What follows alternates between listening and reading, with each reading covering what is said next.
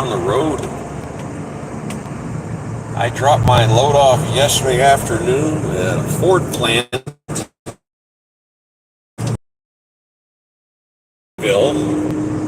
Spent the night. They closed a gas station that had an overhang so I could get out of the sun, which was nice, but it was hot and miserable anyway. And I just picked up a load in Lebanon, Kentucky, and I'm going to New Albany, Mississippi for a drop. For a load that's not due till the morning because the place isn't even open, I asked. So I'm doing a lazy drive down here because it's not that far. Look at the speed here. And since I'm going lazy and I don't need to be there, since I'll be there at like 9 o'clock tonight, and I'm going to cruise along at 60 miles an hour because it's cheaper on gas. Up here. And what I do in my free time, when I'm sitting around in the van doing nothing, waiting for the world to start rolling, I think of ideas and I think about things to talk about driving down the road. And I have one for today, and that is common phrases, things, expressions we use every once in a while, and where they come from and what they actually mean. One of which my mother always thought was vulgar, but it's actually not. But I have a list here, and I did a little research on each one. I currently have a whole lot of nobody, so as soon as I get a little bit on here, we'll continue.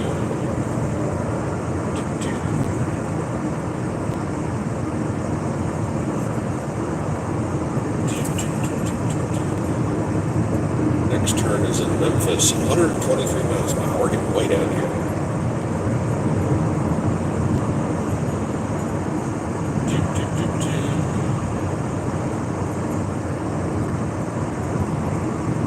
2 minutes, nothing.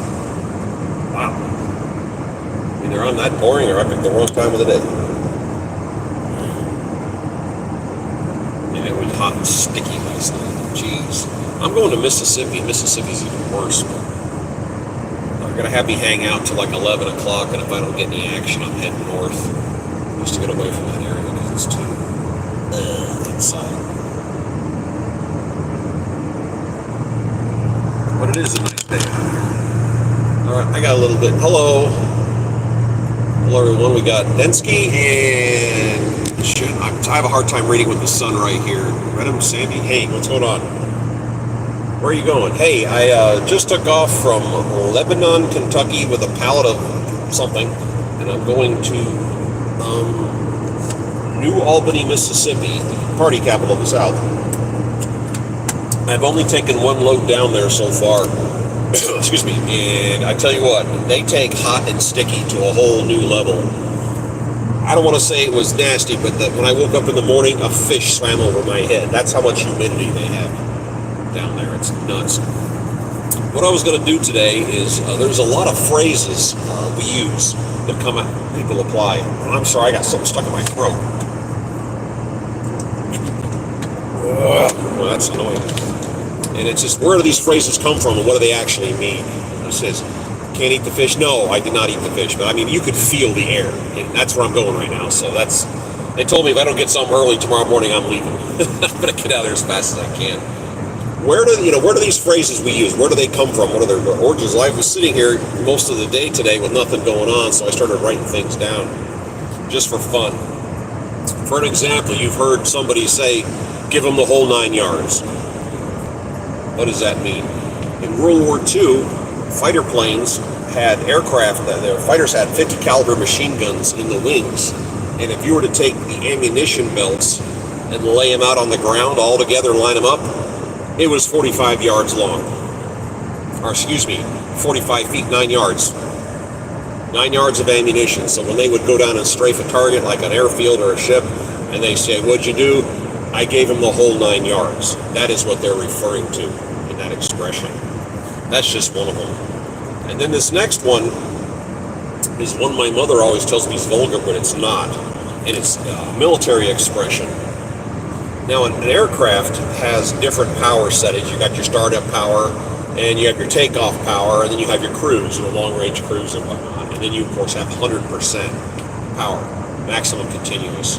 A military aircraft will have what's called military power. which is power beyond maximum power. It's actually damaging the motor, but if you're in a situation where the option is die or wear the motor out prematurely, we're going to go with the latter.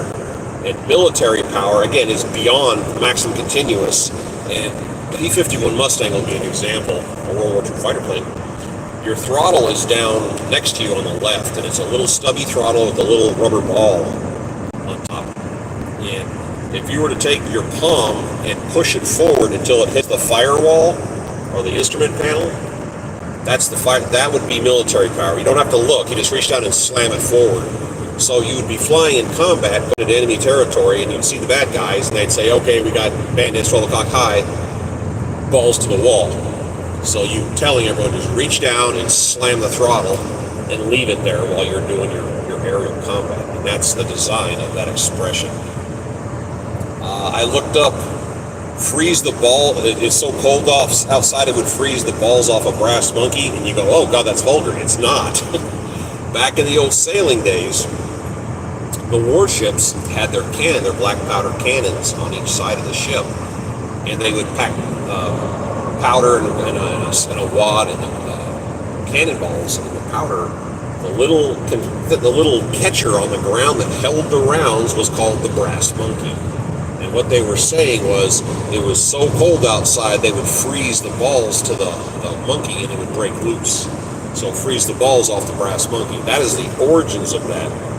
And I thought that was kind of weird how that's come out just say, hey, it's cold outside. And you've heard somebody say he's going to get the third degree. Before they had the Miranda warnings, way back in the day, let's say the 1920s, the police had two levels of interrogation. One was friendly, one wasn't friendly, and then they had an illegal interrogation where they basically beat the crap out of people. And that's called the third degree. And it was named after a sergeant who was called third degree. And they basically beat a confession out of somebody.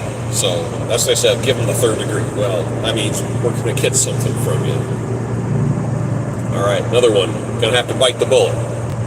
Before they had anesthesia and pain medication, and a soldier, I think this started during the Civil War, would get shot and they're doing surgery, you're doing it raw to somebody. They're feeling everything. And they would literally give them a bullet to bite down on to keep them from screaming out.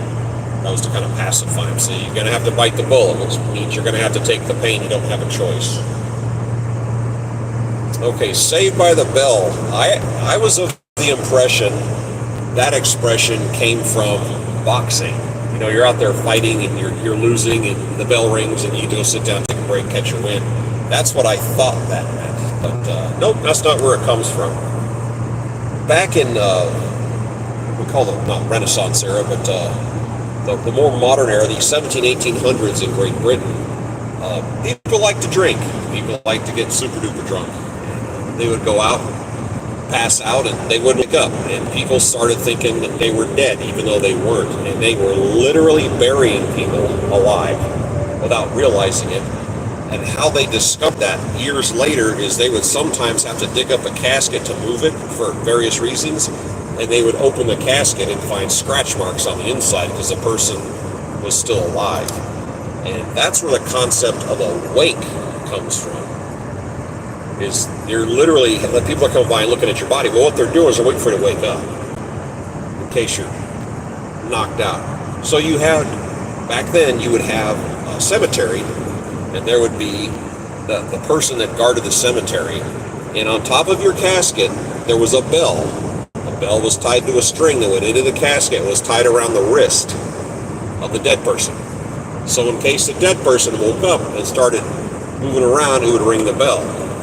That's why they say he's a dead ringer, because he's not dead. And they literally had like a night watchman in cemeteries in case that would happen, which is kind of creepy if you think about it. But it happened enough times that they had to accommodate that. Coast mode here. Okay, somebody's mad as a hatter. Back in the day, everybody used to wear hats, big fancy top hats and whatnot. And the people who worked with them, one of the ingredients of making the hat rim was mercury, which I have no idea why mercury would be involved. It may have been for dye. But what would happen is the hatters would be touching mercury and eventually get into their system and get into their brain and basically drive them insane. So you say somebody's mad as a hatter. That was back during the 17 and 1800s. Here's one I didn't know. Hands down. Remember that one? They say, oh, he beat the guy hands down. Well, what does that mean? If you watch horse racing, you'll notice the jockey is tiny. Jockeys are like 4'8", they weigh 85 pounds. You want to have the lightest person you possibly can on that horse to give you a better opportunity to win. And the jockey is all scrunched up and keeps his weight real high. He or she keeps their weight real high, and they sit in a very awkward position and hold the reins while they're tearing cross country when doing the race. And they have to hold the rein in a very awkward position to accommodate this. And it's said that if a jockey is able to get so far out in front of the other horses that he would relax and he would drop his hands. And that's where the expression hands down. You're so far ahead, you don't have to hang on to the reins and hold the horse the way you're holding it. So their hands are dangling and you're looking at it. But that's the hands down. I didn't realize that. Another one, they say you're going to have to let your hair down. Down during the medieval times, women could have long hair, but it was a social faux pas to go out in public with your hair hanging down. You had to have it up, pinned under a hat, somehow hidden. It's just the faux pas of the day. So when they came home, they went into their hut, wherever they lived, you pull those pins out, the hair go down, let it dangle, and that was the end of the day. You could officially relax. But that's the origins of that. Another word I came across was run-of-the-mill. That means perfectly average, factory-made, not customized in any way. Just off-the-shelf, dare I say, boring. But that's run-of-the-mill. This one killed me. Toot your own horn. Back in the 16 and 1700s, they had this weird custom where if somebody of importance, a VIP, be it a politician or whatnot, would come into town, they would come in on a carriage, and the carriage driver had a little hand horn. They would pump the horn and toot it to say, hey, you know, somebody, big wigs coming into town, and now why they would advertise that, but honk, honk, honk, hey, somebody's important.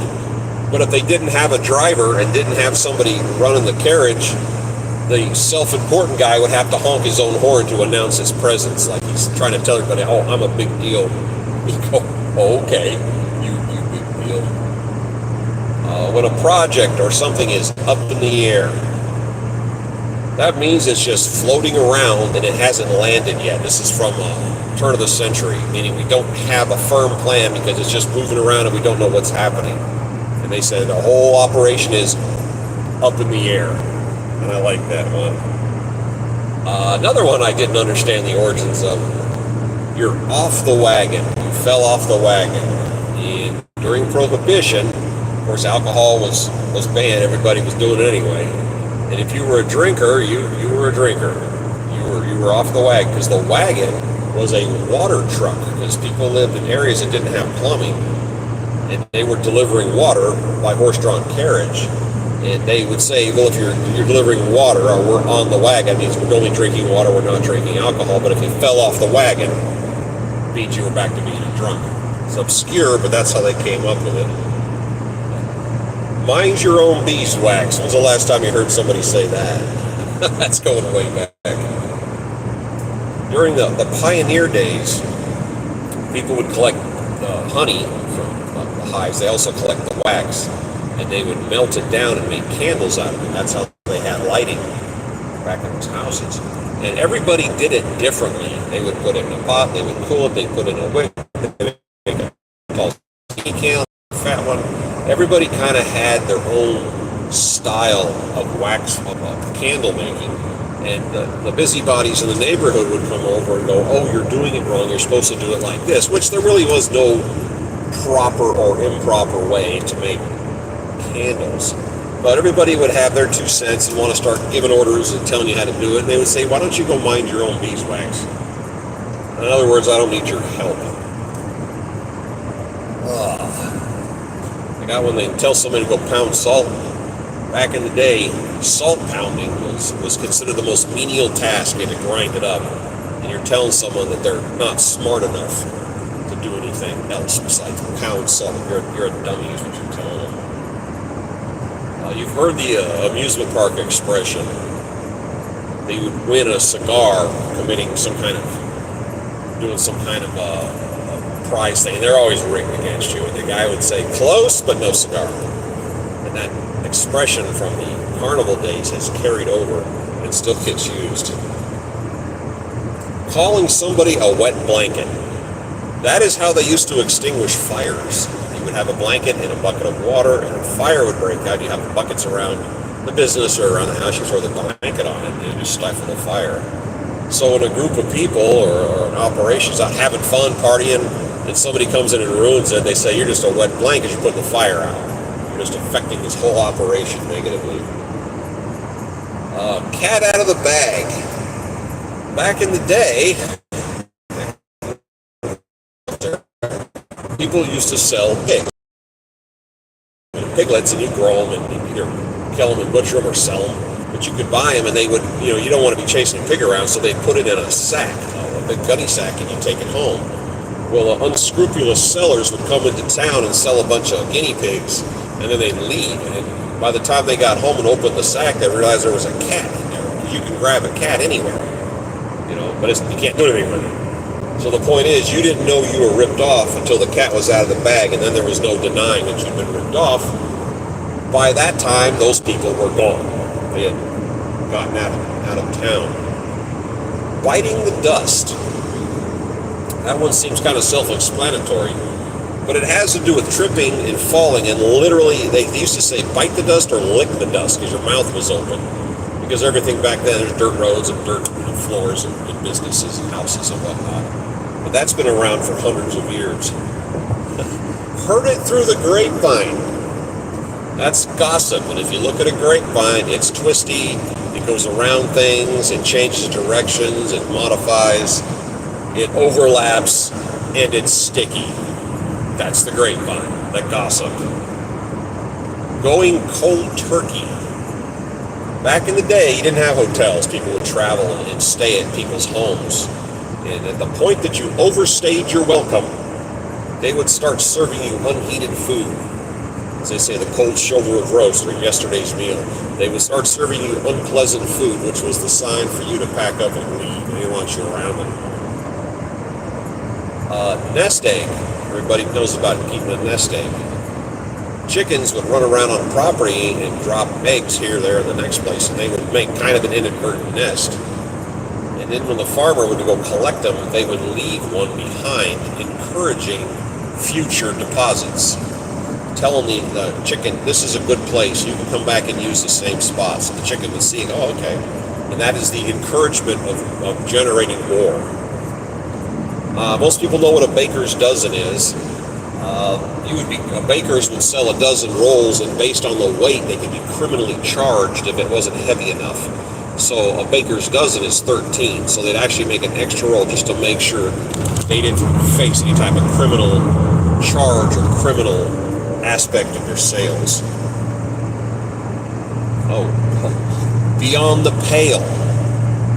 That comes from the Catholic Church, where a stake in the ground is called the palum, which was the limits of your jurisdiction. You did not have legal power beyond here. Anything beyond the pale was considered the barbarians. And one great example I can give you of that, the Roman Empire that expanded into Great Britain. If you go about 2/3 of the way up the island of Great Britain, there is a thing called Hadrian's Wall. And that is as far as the Roman Empire went. They built Hadrian's Wall, and they basically said the uncivilized people live on the other side of this. We don't control them. That is the barbarians are up there.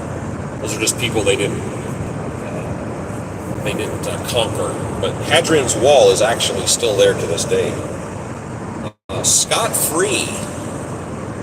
Scot comes from the word Scottage, which was a tax paid by paid by homeowners and renters and property owners to a they call it a landlord or a lord of an area. It's like a property tax. But people who were super poor, somebody didn't have the money, didn't pay it. So if you didn't have to pay any type of tax on that, you were considered getting off scot-free. All right. The devil's advocate was an actual position in the Vatican. And that was a person whose job, when they were trying to get a new pope when one died, his job was to bring up all the reasons not to. A new guy that was trying for the job. The background, I mean, we're talking 500 years ago. His social media posts, just, what bad things could he say about the guy to disqualify him? That was literally his job, was to be the bad guy. The red herring, that's a false lead. Red herring is a fish, and they would mix it with some stuff, and it would turn reddish, and it smelled horrible. And when the bad guys were getting chased by the tracking dogs, they would scatter some of that in a direction, and the stench was so strong the dogs would be attracted to it, and that would send the guy running in a different direction to get rid of him. And that expression carried over. The sink or swim. Somehow, back a few hundred years ago, somebody decided that the waters would reject you if you were guilty of a crime. So if they decided you committed a heinous crime and you can't swim, they would take you out into a lake and throw you in. And if you were guilty, the lake would reject you to the surface. But if you're innocent, you would drown. Makes sense, right? So I guess they threw a whole bunch of innocent people to death. I mean, that was the mindset. Same with witches. They used to dunk witches in the water, and they said, "Oh, witch can't drown." See, and they drowned everybody. Oh, I guess they weren't rich. Duh. The expression, "you're going to butter somebody up." Well, in India, at some point in the past, they had statues, and to seek favor from these statues of religious icons, you would throw butter at them. I don't have a clue how or why they came up with the plan, but that's how they did it. A flash in the pan. Let's say, go back to the Revolutionary War. You had those flintlock rifles. You've probably seen the movie. It's an insanely long weapon, and they cock that big hammer back, they pull the trigger, and there's like an explosion by their face, and there's a pause, and then the gun barrel goes poof, and it fires out the cannonball. Well, that piece by your face is called the pan, and you put a teeny bit of powder in it, and then when the hammer slams into the pan, it sparks, sends a flame down the hole into the barrel, and lights the powder that you packed in the barrel. So if you didn't put enough in, or that little passageway into the barrel was plugged, it would just go poof, and nothing would come out the barrel. So therefore, it was a flash in the pan, meaning big expectations, nothing happened. Okay, getting up on the wrong side of the bed. In the Roman Empire, there was a superstition that if you rolled out of the bed and got up on the left side, you would be possessed by demons for the rest of the day. But if you got on the right side, you'd be fine. Go figure. The caught red-handed is a Scottish thing from the 17 and 1800s. People did murders back then, and they didn't use firearms, they used knives. And they would, for whatever reason, would stab somebody full of holes and run, and they would literally find him with blood on their hands, and it was common enough to say, well, he's guilty, we caught him red-handed, because he had the blood of the dead guy. And this is one that cracks me up. They say somebody can't hold a candle to you.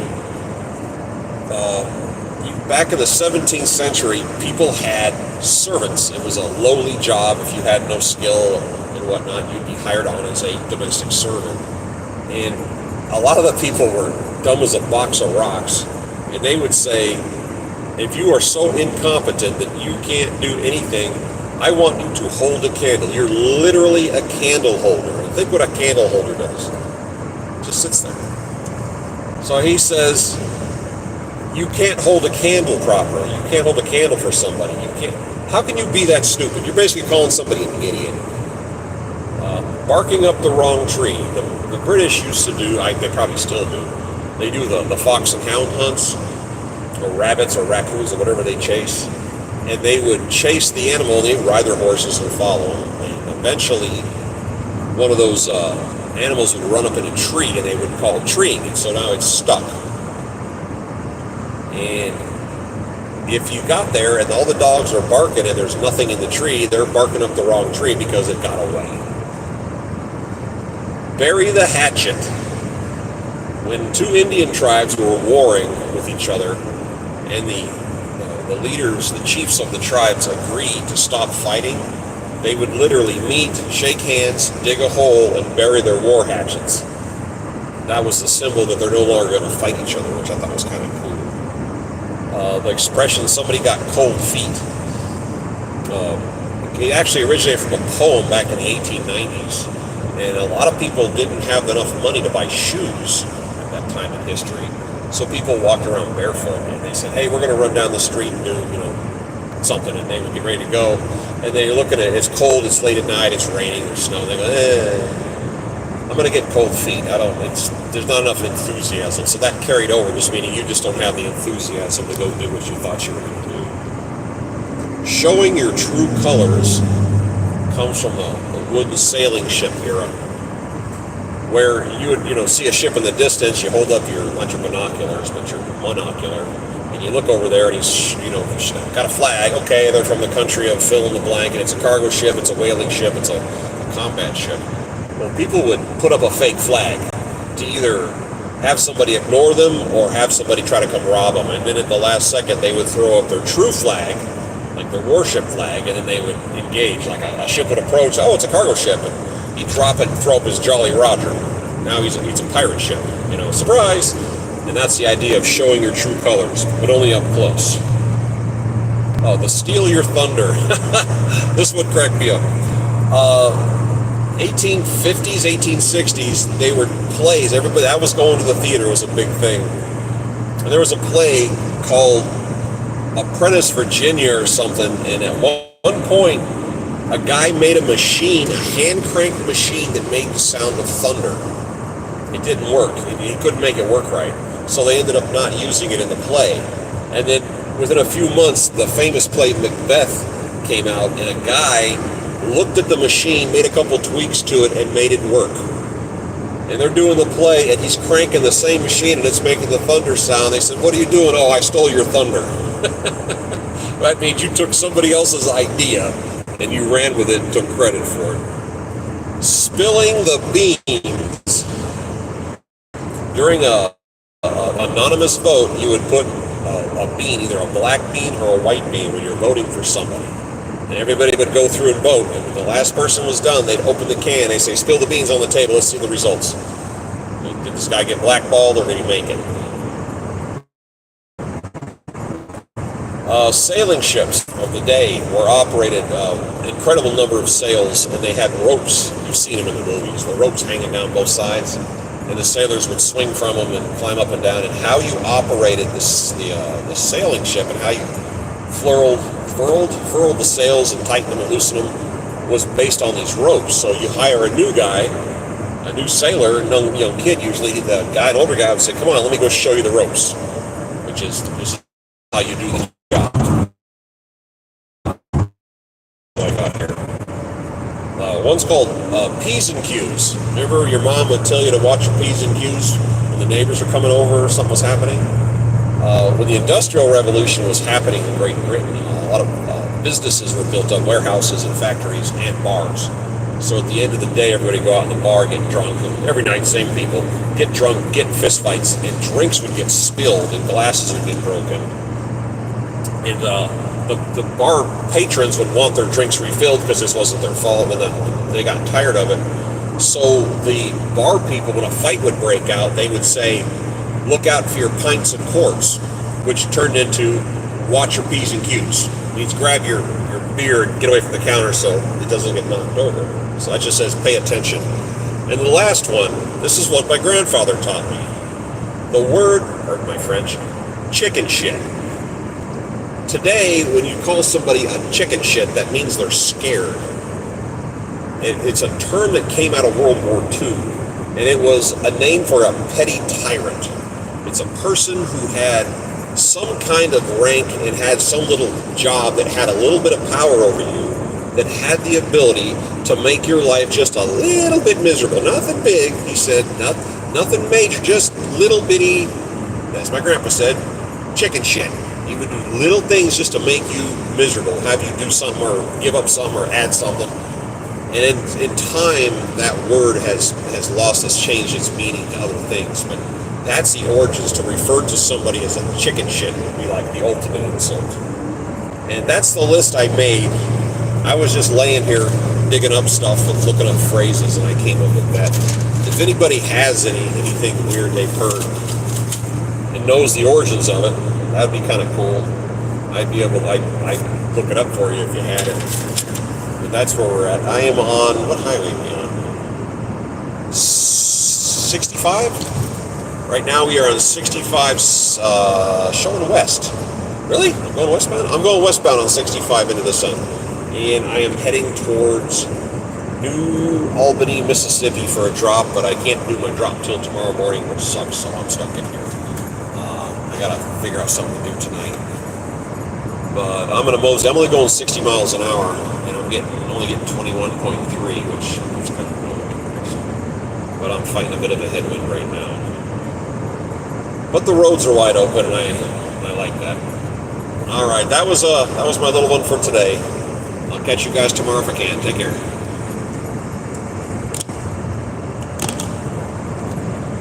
That one fucking sucked.